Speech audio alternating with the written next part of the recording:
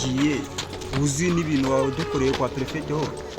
kwese ubwo bundi bwo bawambaye n'icyo kintu ukijyanye mu ishuri asundi mwamumbazi ukure kwita kidiripina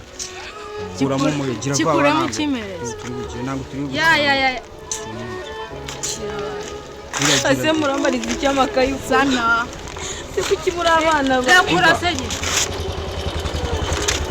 twarange cyambera usuririzwa ibi igihe bika umunsi wa mbere ukuntu akubwiye ibintu by'umuntu haramucigo ntabwo bikeneye ntabwo bikenewe urarasurizwa n'iki umva mu gihe kigeze mwagiye mureka ko kurugo twagira atajyana umuntu dusanga